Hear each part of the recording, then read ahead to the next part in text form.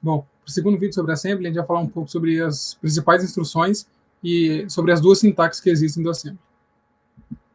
Bom, começando pela sintaxe, o Assembly do x86 ele possui duas sintaxes diferentes, a sintaxe da Intel e a da AT&T.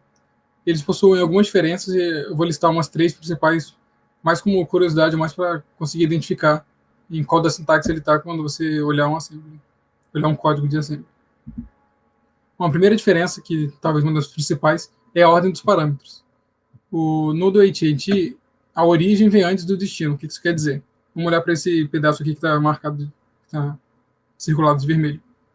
Move, ESP, EBP. Esse move é uma instrução que move informações, né? Tipo, copia de um registrador para o outro. Então, nesse caso, essa da esquerda é do AT&T. Então, ESP é a origem e EBP é o destino. Então, ele vai pegar o que está em ESP e vai escrever em EBP. Na sintaxe da Intel, é o inverso. Então, esse quadro da direita, esse quadrado da direita está na sintaxe da Intel. Então, move EBP ESP. O ESP é a origem e o EBP é o destino. Então, está invertido, se comparado com o do AT&T. Então, o conteúdo de ESP vem para EBP. E vale mostrar que a sintaxe da Intel se parece um pouco mais com a sintaxe que a gente geralmente escreve em programação, né? Seria, tipo, em C, por exemplo, quando você está programando, você vai atribuir valor para uma variável, você faz, por exemplo, x recebe 5. X é o destino e 5 é a origem. E aqui é uma coisa parecida, é como se você colocasse EBP recebe ESP. Então, essa seria uma diferença, uma das principais diferenças entre as duas sintaxes. Outra diferença é sobre o tamanho dos parâmetros. Na sintaxe da AT&T tem uns sufixos depois das instruções que indicam qual o tamanho dos operandos que vão acontecer. Já na da Intel, o Assembly identifica isso automaticamente, dependendo dos registradores que estamos utilizando. Então, por exemplo, aqui tem duas instruções que fazem a mesma coisa, mas é para ver que na da AT&T tem um L no final do push. Esse L é para mostrar para o Assembly qual o tamanho dos operadores, dos operandos, né, o tamanho das informações que ele está utilizando nessa instrução. No da Intel não tem, só usa sempre push. Então, a partir dos operandos aqui, o Assembly sabe qual o tamanho e ele se organiza para isso. Não precisa estar explicitamente escrito no nome da instrução. Uma outra diferença são os valores imediatos e os registradores, né? No da AT&T, os valores imediatos possuem sempre um cifrão antes, como prefixo, né? E todos os registradores têm um símbolo de porcentagem antes. No da Intel não tem, e os tipos são identificados automaticamente pelo Assembly. Então, por exemplo, aqui no da esquerda dá para ver, os dois são o mesmo código, na esquerda temos da AT&T e na direita da Intel. Dá para ver que, por exemplo, aqui, ó, 0x10, que é 10 em hexadecimal, está com um cifrão na frente. E aqui ESP, que é o registrador, está com o símbolo de porcentagem na frente. Aqui embaixo a mesma coisa, valor imediato, porcentagem, valor imediato, porcentagem.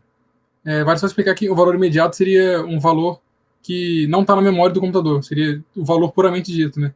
Por exemplo, voltando, por exemplo, de programação, por exemplo, em C, se você coloca inteiro A recebe 5.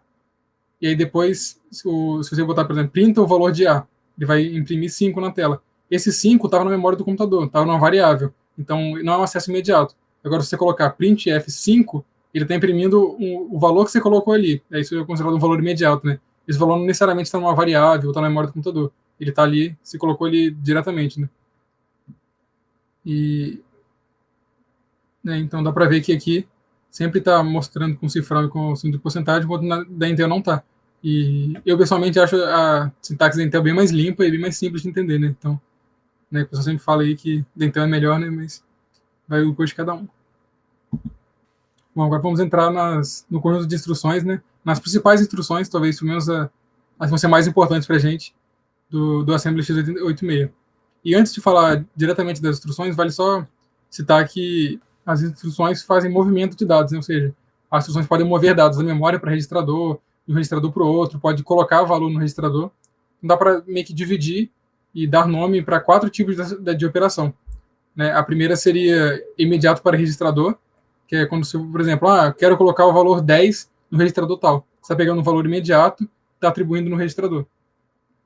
O segundo seria registrador para registrador. Você está movendo dados ou informações de um registrador para o outro. Né? Então, coloca o valor do registrador EAX no EBX.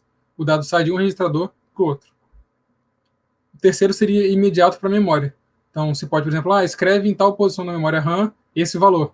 Então, esse valor não necessariamente veio de um registrador e não está indo do registrador. Tá um valor direto que você deu, ele vai ser escrito na memória RAM do computador. E registrador para memória ou vice-versa, né? O contrário. Seria um valor, uma informação que está no registrador você quer colocar na memória, ou alguma informação que está na memória e você quer carregar ela para o registrador. Então, as instruções do x86 utilizam alguma dessas quatro movimentações, o tipo de movimentação de dados. Agora vamos passar uma lista das principais. Bom, a primeira instrução seria a move, né, que eu até comentei no outro exemplo, que ele, por exemplo, aqui, move ECX EAX. Então, move, ele copia o valor de um lugar para o outro. Então, seria seta o ECX como o conteúdo de EAX. Vale lembrar aqui que quando tem esse colchete em volta, seria uma ideia semelhante de ponteiro em C, né? Se não tivesse o colchete, o que ele estaria falando é ECX recebe o valor de EAX. Quando você bota o colchete, ele vai considerar o EAX como se fosse um endereço de memória e vai tentar acessar a memória do computador nesse endereço e pegar o valor que está lá. Então, por exemplo, vamos supor que EAX está igual a 10. Se eu coloco move ECX EAX, ele vai colocar 10 no ECX. Se eu botar um colchete no ECX, ele vai procurar no endereço 10 de memória do computador o que está lá, vai pegar aquele valor e colocar no ECX. Bom, a segunda instrução seria a add. Seria uma instrução de incremento, né? Então, add EAX 0x10. Ele incrementa o valor do EAX. Nesse exemplo aqui, nós temos um valor imediato, né? Então, vai pegar 0x10, que é 10 em hexadecimal, e vai adicionar o valor de EAX, né? Vai somar o valor de EAX com isso. Tem a sub, que seria o inverso do add, né? Ele subtrai o valor pelo que você passa, né? Então, no caso, ele vai estar subtraindo o valor de EAX, o 0x20 em hexadecimal, que seria 32 em decimal, né? Que seria o inverso do add. Agora o XOR. O XOR é uma operação lógica, né? E aparece aí na tela, como vocês podem ver, a tabela. E qual que é a ideia? Ele vai pegar bit por bit dos operandos e vai comparar bit por bit. Se o bit forem iguais, o resultado dele vai ser 0. Se os bits forem diferentes, o resultado vai ser 1. Então ele vai testar os bits, bit a bit, e vai colocar o resultado no EAX, nesse caso aqui. Então, XOR, EAX, EBX. Ele vai fazer o XOR entre EAX e EBX e vai colocar o resultado em EAX. XOR também é conhecido como o exclusivo. Bom, o AND é outra operação lógica, mas o que ele faz é que quando os dois bits forem 1, a resposta dele vai ser 1, e se em qualquer outro caso vai ser 0. Então, no caso aqui, AND, EAX, EBX, ele vai fazer o AND entre EAX e EBX e vai guardar o resultado em EAX. Continuando. CMP, seria de comparação. Então, ele compara o valor dos operandos que foram passados. Então, nesse caso, CMP, EAX, EBX. Ele compara EAX e EBX e seta flags, né? Então, num dos registradores que eu comentei no outro vídeo, é o eFlags. Nele tem várias informações sobre instruções que foram realizadas. Então, por exemplo, aqui, quando você usa o CMP, EAX e EBX, ele vai guardar nesses registradores informações. Então, se EAX é maior que EBX, se EAX é igual a EBX, tudo mais, isso tudo vai estar guardado naquele registrador. E aí você pode usar instruções como o JE, que seria jump if equal, ou seja, pule se for igual. Qual é a ideia? Ele vai pular para o endereço dado, então você dá JE e passa o endereço, e ele só vai pular para esse endereço se o eFlag estiver setado como igual. Ou seja, se eu, por exemplo, faço CMP, EAX e EBX, e logo embaixo dou um JE, isso daqui, ele só vai pular para essa instrução se o EAX e o EBX tiverem sido iguais, né? Então, ele vai olhar naquele registrador de flags, se tiver setado como a comparação deu resultado igual, aí ele vai pular. Se não, ele só vai ignorar, né? Você pode pensar que seria uma espécie de if, né? Seria if for igual, pule. Se não, não pula. E vale ressaltar que o contrário seria JNE, que é pule se não for igual. Ele faz o inverso do JE. Bom, o call ele pula para o endereço que foi dado, mas ele guarda a localização atual, né, a localização antiga na memória, para depois recuperar, né? Os detalhes de como ele faz isso a gente vai explicar melhor na semana que vem, quando a gente comentar sobre pilha e chamada de subrotina e tudo mais. Mas a ideia é que ele pula para o endereço que foi dado, mas guarda isso e futuramente você pode retornar, por exemplo, utilizando a função RET, que ele retorna para o endereço que foi salvo anteriormente. Então, isso pode, às vezes, ser utilizado para chamar uma função, né? Quando você está, por exemplo, não sei chamando a função, você chama a função, então o programa vai ter que rodar aquela função, e depois ele tem que voltar para onde ele estava, né? Então a ideia é semelhante. O call ele vai pular o programa, ele vai começar a mudar o endereço onde ele está rodando, Então ele vai começar a rodar outras instruções, mas ele guarda onde ele estava antes, que caso você queira retornar, pode voltar para onde você estava antes e continuar dali em diante. Bom, temos também a lia, que seria uma ideia parecida com o move, só que ele não muda o valor. Ele não coloca o valor, ele coloca o endereço efetivo. Então, qual seria a ideia? Lia, EAX, e aqui que seria o conteúdo de SP mais esse número em hexa, que seria o endereço. Mas a ideia, o move colocaria o valor disso no EAX. O lia vai colocar o endereço disso no EAX. Então, são instruções semelhantes, mas o move coloca o valor e o lia coloca o endereço.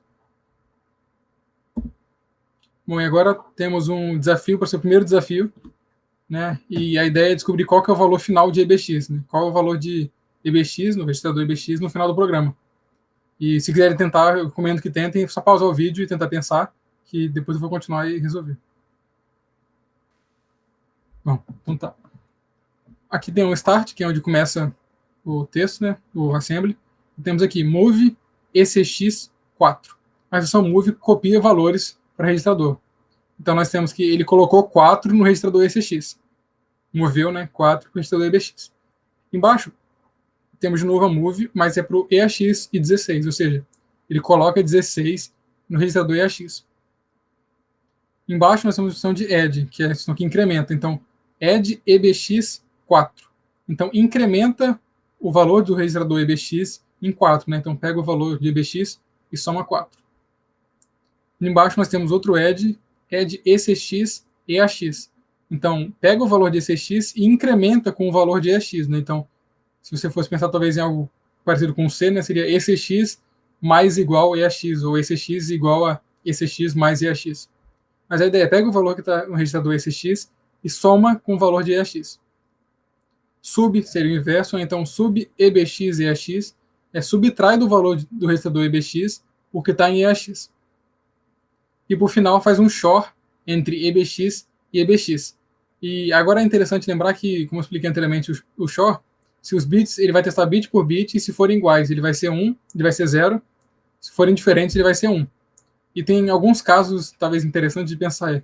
Se você faz um XOR de um número com 0, você vai obter o mesmo número de novo.